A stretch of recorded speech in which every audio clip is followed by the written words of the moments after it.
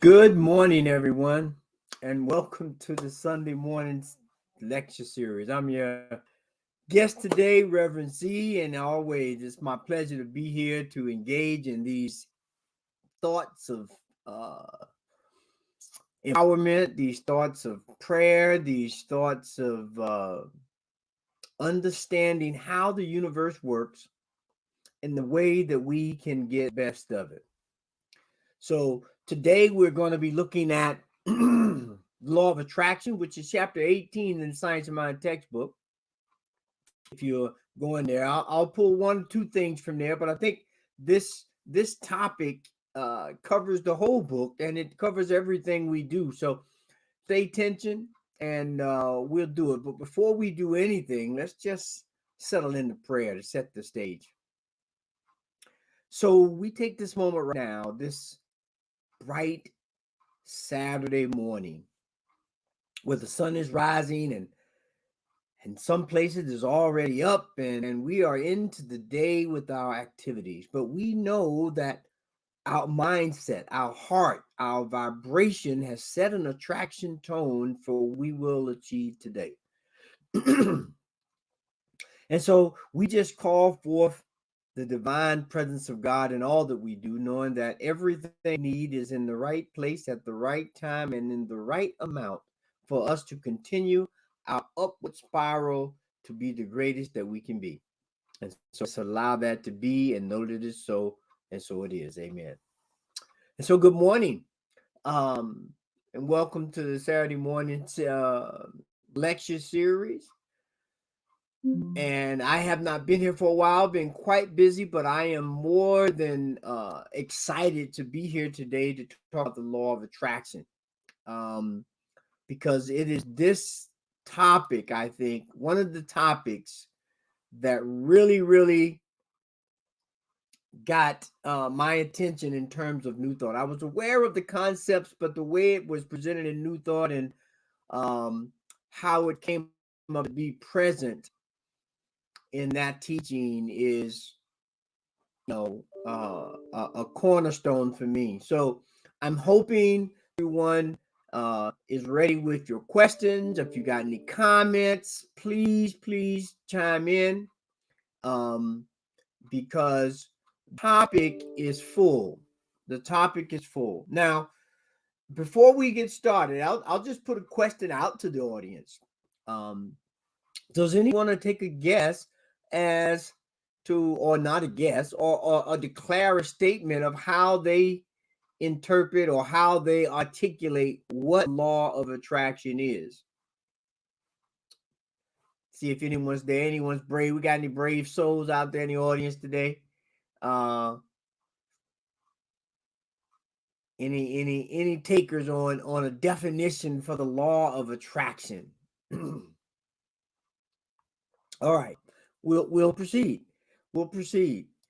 So, what is the law of attraction? The law of attraction is a universal law that operates at all phases of life. Just like gravity, it works even if you are not aware or believe that it exists. The law states that all things emit a frequency or vibration, and based on that, things are repelled or attracted to the frequency. Now, in the Science of Mind textbook that the very first statement that Ernest Holmes has, he says, "I look forward to the day when science and spirituality walk hand in hand." When science and spirituality walk hand in hand. And the day that he wrote out back in the 1920s has now been fully manifested. Has been fully manifested, you see, because right now the ideas of ancient wisdom, science, and philosophy are mirroring the science that is being presented in quantum physics. And even in the Newtonian physics, depends on how you're looking and if you understand the difference between the two and how they represent the seen and the unseen world.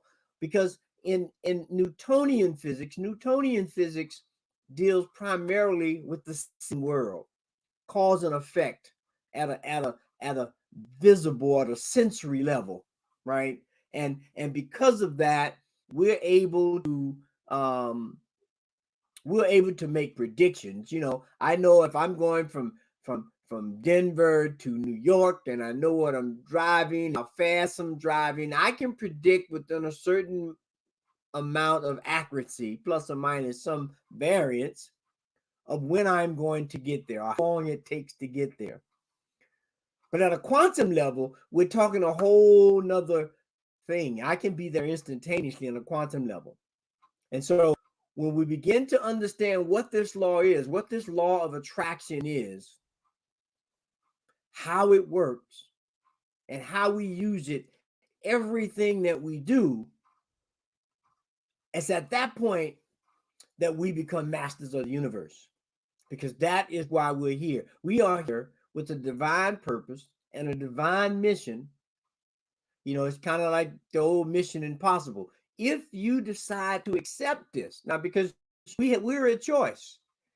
So you could easily say, well, I choose not to do that for whatever reason. But given the fact we're here, we've already punched the clock to come into work, so to speak. Let's understand what we're working with, the tools and resources we have, and let's do the best we can and become true masters of our fate. So Einstein said this: everything energy, and that's all there is to it. Match frequency of the reality you want, and you cannot help but get that reality. It can be no other way. This is not philosophy. This is physics.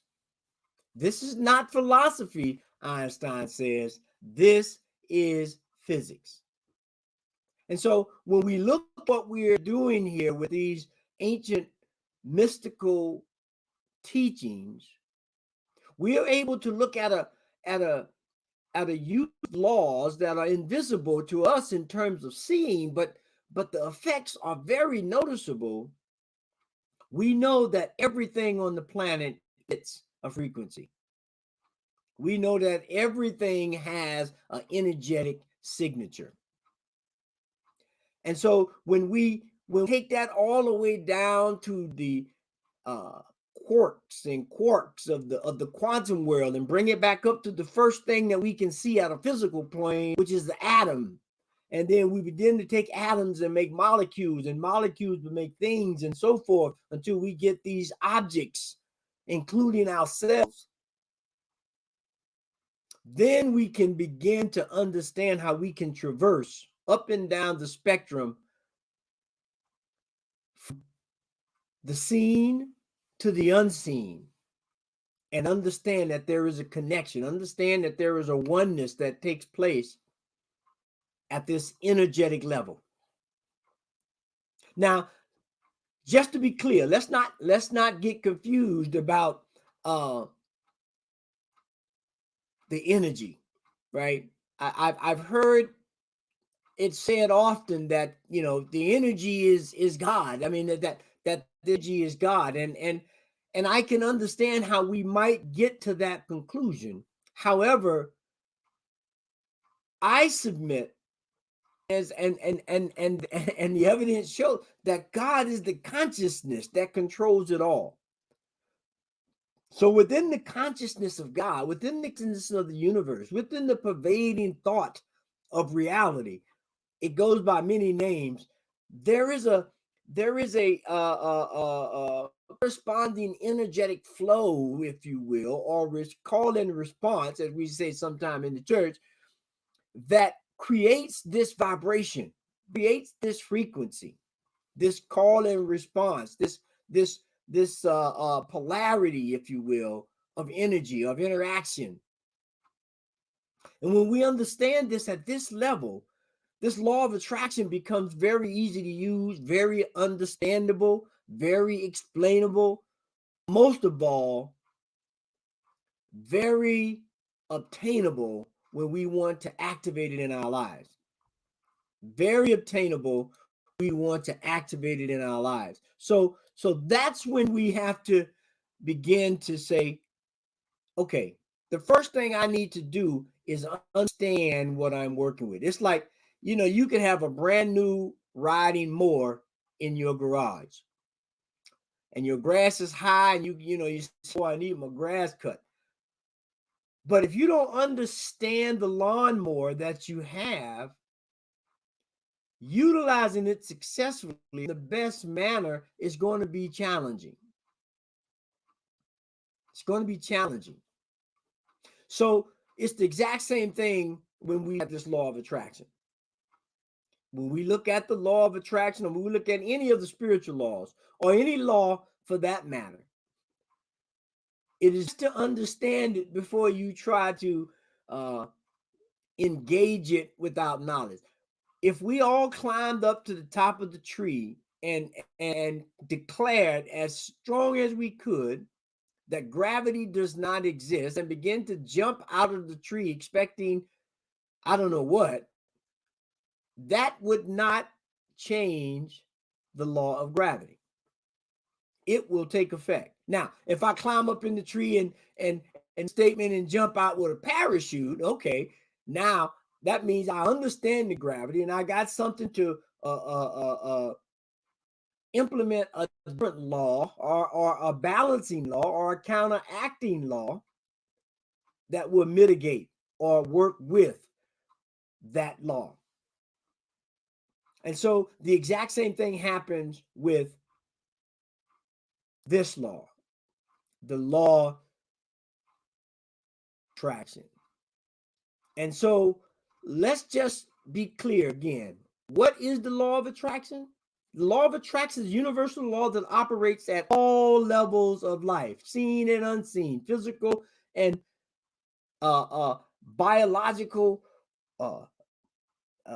quantum. I mean, pick a level of life, and these laws work all the way through. They change at the level of understanding of the level, but they're all there.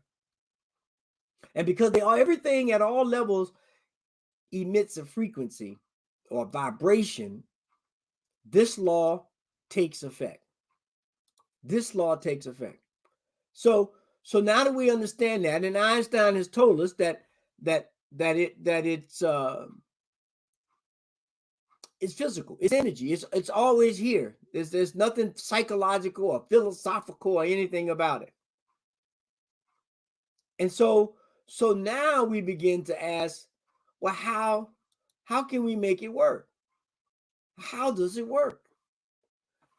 We understand that thoughts can attract to us that which we first mentally embody, that which has become a part of our mental makeup, a part of our inner understanding. Each person is surrounded by a thought atmosphere that is a direct relationship to our conscious and unconscious thoughts. Now, this quote is in the textbook, like the second paragraph in the textbook on chapter 18 on law of attraction. But this sets the stage for how we begin to utilize and activate this law that we can use in all things. We understand that thought is attractive. Now we know that sound and voice has a signature. When we listen to music or we listen to a speech, and you have someone that's in the sound room and they're controlling the board, they can see the different modulations and energy frequencies and vibrations that happen when someone is speaking.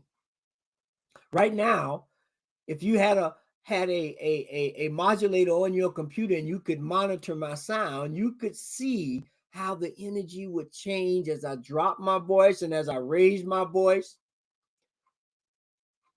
And just that alone begins to create a frequency, a vibration, an energy vortex, if you will, that begins to look for things that resonate at that level.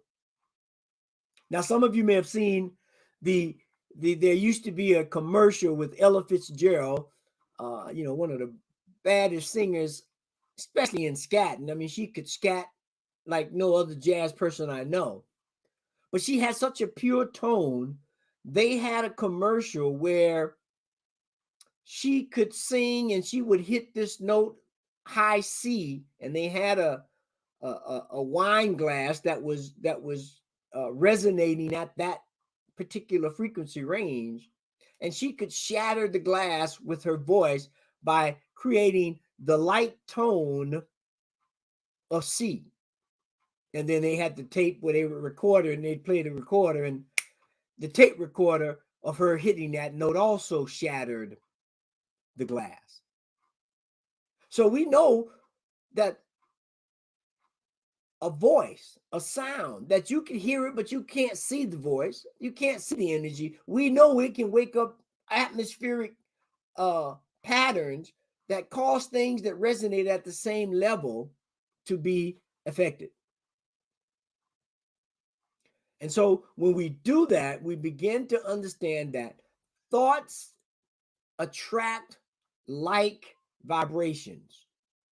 Those thoughts keep us moving in a way that we begin to make habits. And eventually that becomes our mental makeup. And that it's like a coat of armor. We create this coat of armor around ourselves based on our thoughts. How many of you become very sensitive? If you are sensitized to a word, no matter where you hear that word, whether it's in a song, whether you walking down the street and someone you don't even know says it, or you read it on a billboard, it triggers you. Because that thought, that word, that idea has created a mental atmosphere around you, and it's kind of like an aura. In fact, I would even say it is a type of aura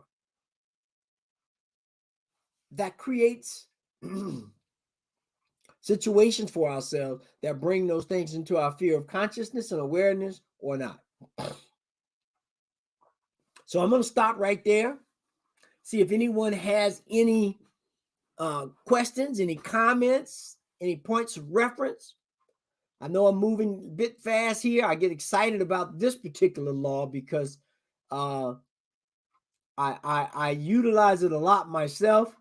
And I think it's the cornerstone to all spiritual principles, because everything is hinged on this. So this is the culmination of all the other spiritual laws.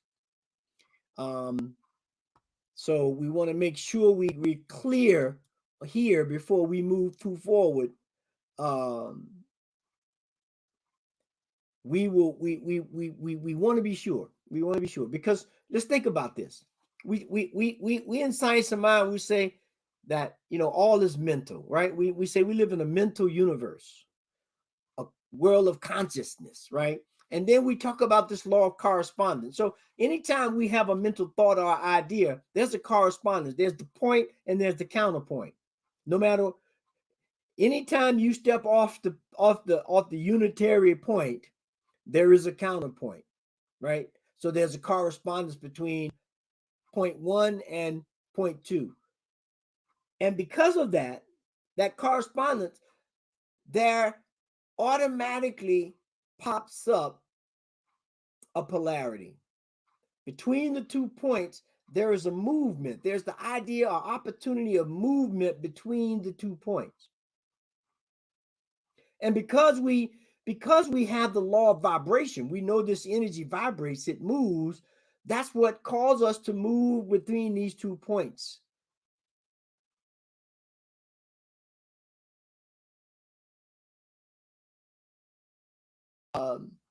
We have a correspondence, then we have a polarity that's set up, then we have a vibration, there's a rhythm that's associated with that. And based on all of that, we come up with the cause and effect, which is where we go with the law of attraction, because the law of attraction is about having cause and effect in relationship to our thought. So we have an idea, it corresponds to something else, That correspondence sets up a polarity between the thing wanted and not wanted, the thing liked or not liked. Sometimes we call it good or bad or positive or negative. It's just two sides of a polarity. And we can call it whatever we want. It may mean one thing to me and another thing to you because our thoughts have feeling, they have vibration. And because I vibrate at a certain level and you vibrate at a certain level, we may need separate words. But when I speak in terms of polarity, that's a pretty universal. Polarity is a band between 2 points. And so when we begin to use this law of attraction and move forward and begin to say, okay, how do I make things happen in my life, whether they're mental, physical, emotional, spiritual, the different levels of existence. So the laws may need to be tweaked at each level, but they are absolutely working. And so we know that they work by creating this mindset, by creating this atmosphere, if you will. And so now that if there's no questions on that, then let's just give another little example here of how we put this into action, how it works. We have thoughts. The contemplation of the mind on the world around us. That's how we get thoughts. Thoughts just, as we look at the world and observe, thoughts just pop into our head, our ideas, right? And based on those thoughts, we have feelings. The physical sensations we receive based on the ideas created in our minds by our thoughts. Now, once we have thoughts and feelings working, the next thing that pops in is emotion. The state of mind or awareness obtained from a person, place, or thing that is evoked when we have these thoughts and feelings. And as a result of that, direct correlation, the results or culmination of the effects of our thoughts is what get manifested. So when we understand how this works, and we understand that thoughts, feelings, and emotions are the triangle or the pyramid or the foundational aspects of what manifests in our lives, then we can begin to take action. Then we begin to modify our behavior. Then we can begin to look at things in ways of how am I contributing to this? How am I moving forward in my life where this law that we hear so much about, and of course, there are a bunch of detractors out there who say, oh, this is pseudoscience and so forth. But we can go back to the early to the early slide with Einstein that says everything is energy. This is not philosophy. This is real talk, and we're ready to go if you're ready to go, right? So we know when we have thoughts, feelings, and emotions, we can manifest, or things manifest consciously or unconsciously. So I'm going to stop right there. Got a couple of comments coming in. Linda said a friend has been looking forward to a planned trip to Yellowstone. It isn't happening now. How do we apply the principle to a situation like this? That's a very good question. And one of the things to remember is that we do not live in an isolated world. There are billions of people on the planet that have different ideas, different concepts of what things should look like, and prevailing it all is the divine mind of God, right? So we talk often about alignment and being in the flow and being in tune. And so we understand that that because there is a oneness, I could want to lift 150 pounds, but if I don't get to the gym or I don't start figuring out some exercise routine, that's not going to happen. Or I may do it, but the consequences may be different, that I can't do it at a regular enough basis. So one thing I wanna speak to on that is often in the New Thought movement, we, when things happen bad or things don't happen exactly as we would like them to, the question said, "Oh, well, what's in your consciousness, or what you thinking about?" Well, you know, I'm like everybody else. Sometimes it wavers, but you can be clear. I'm not thinking about destruction, but I know that God Almighty is in ultimate control. And for me to actually get my things in line with the divine, they happen. So I don't know if that answers, but I think, I guess one example I would give would be, it's like I have the seeds, I have some soil, but I don't put them in. I can't expect a plant. Or I take the seed, I put it in the soil, but I don't water it. It doesn't grow. Or I water it, but I don't give it the right sunlight, it'll grow. So there's a combination of things that have to take place. And some of it is just universal circumstances that will prevent or allow a certain thing to happen. So then we have a question here by Carol that says, relating to the chart, where in part does the subconscious mind play? Now that's a good question. That's a good question. Because the subconscious mind works throughout the whole chart. It works throughout the whole chart. Because what happens is there are subconscious thoughts. There is, let's put it this way. There is an automaton that's called in our bodies that is automatic. We've been here for almost 30 minutes now, and I would be betting dollars to donuts. I'll take any bets. Nobody has thought about, I need to breathe. Nobody has thought about, I need to make my heart beat. Nobody has thought about, I need to make any of those kinds of automatic subconscious things from taking place. However, within the mind, right, which supersedes all this other stuff, the consciousness, there is a conscious impulse or unconscious impulse that automatically takes care of that. And so when we look at here, our thoughts can be conscious or unconscious. If I grow up in an environment where I feel safe, I feel supported, I feel protected, anytime I walk out of the house, I'm not fidgeting about that, right?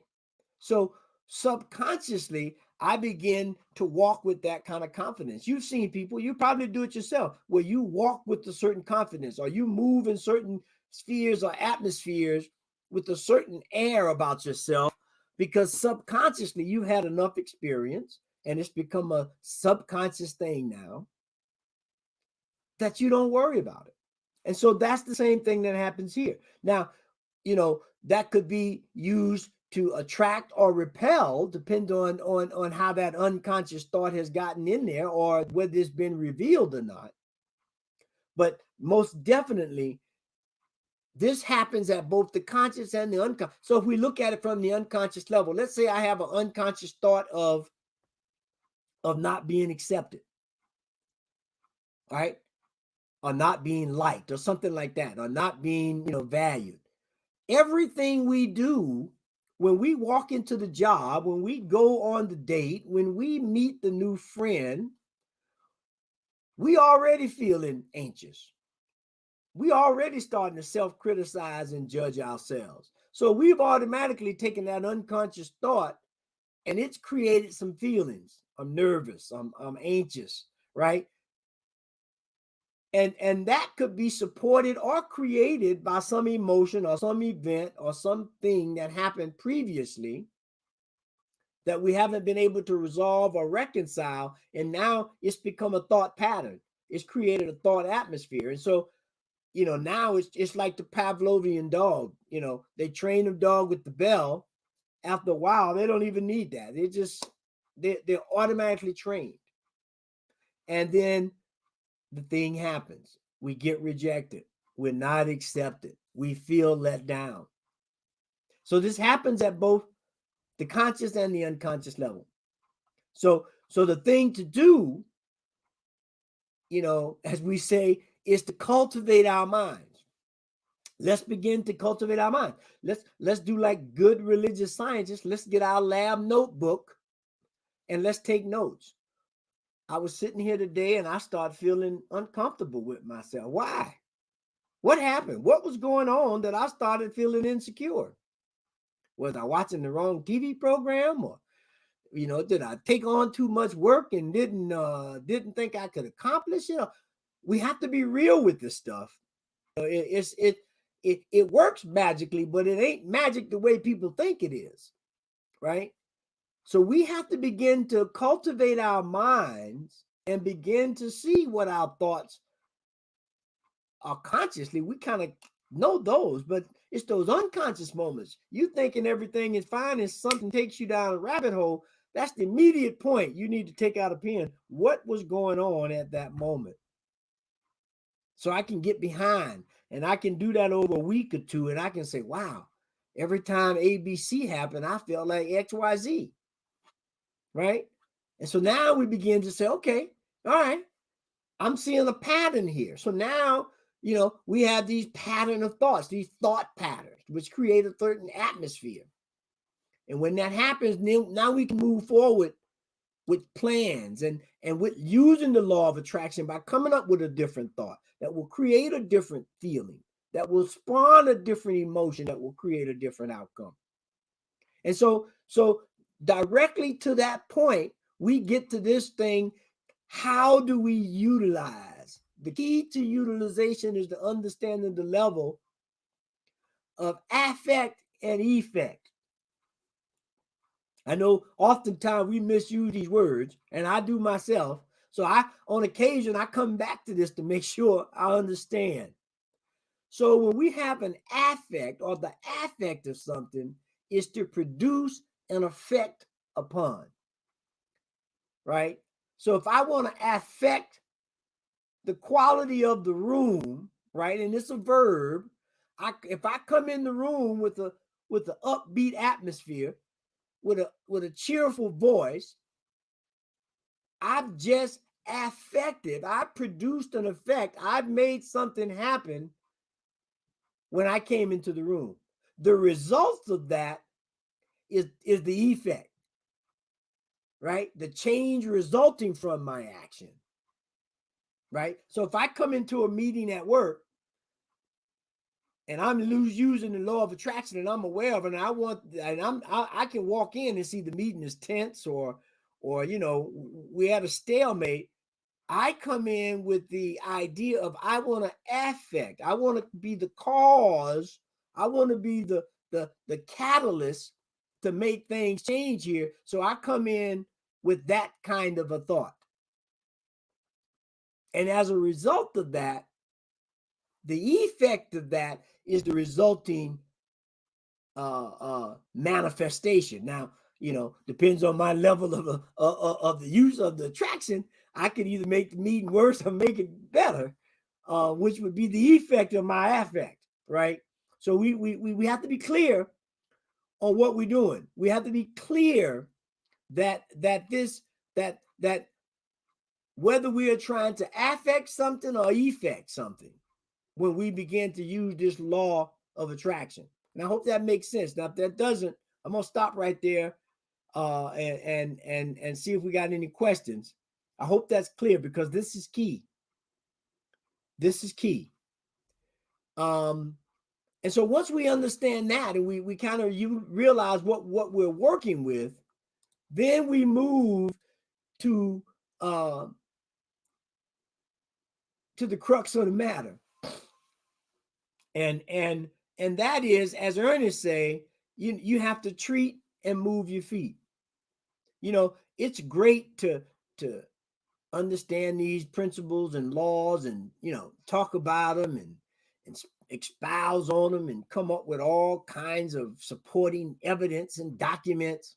That's all fine, and it's great because it creates this law of attraction, right? It begins to give us new thoughts and feelings and emotions, which attract people, places, and things, and books and ideas to us to help us extenuate that idea. But at some point, as they say, the proof is in the pudding. And that's what we begin to work with. And so when we can do that, now we move to this. This is something that Walt Disney said. The way to get started is to quit talking and begin doing. And now Walt Disney has been made his transition for quite some time now. But Walt Disney's idea of a fun place, of a magical place, of an enchanting place where people can come and imagine and believe and move beyond a certain circumstance, it's forever.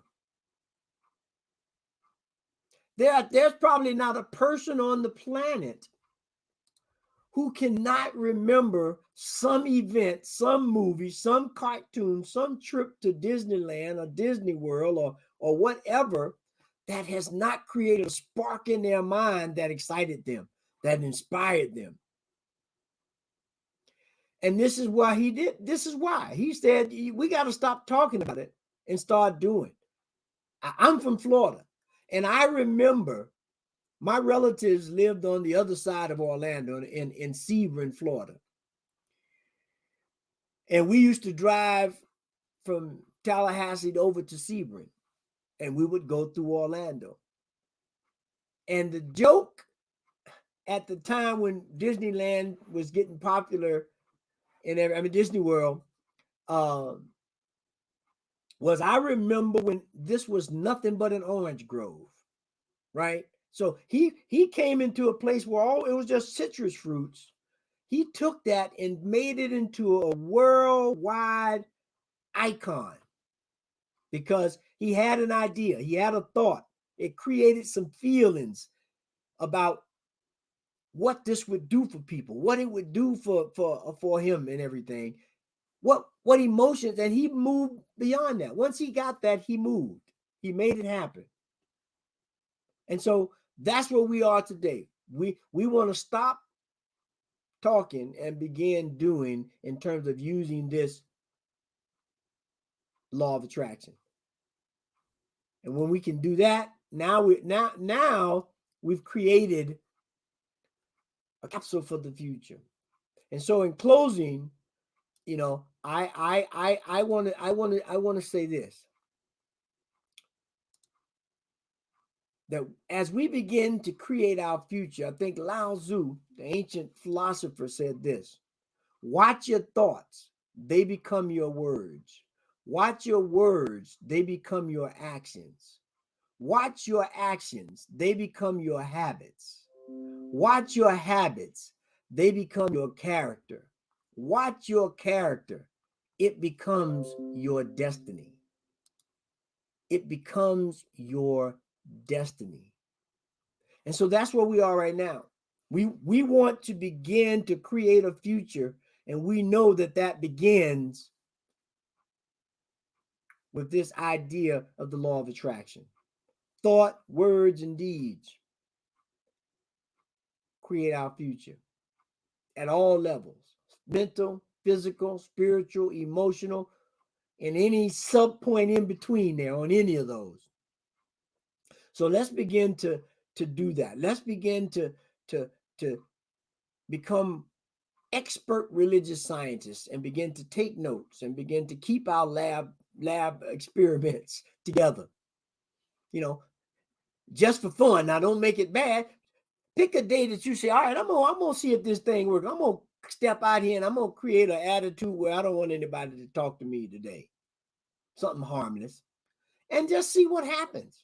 That's your thought. See if it really creates a aura, or atmosphere, or attitude, or energy, or do the reverse. I am going to be very accepting, open to finding the answer.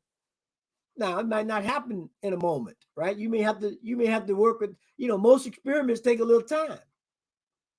But when they take the notes and they figure out what the right formula is, and they say, okay, I think this one will work, and they do it 2-3 times and they get the same results, now we can do it. And we get, as we've seen with the COVID, we get this efficacy.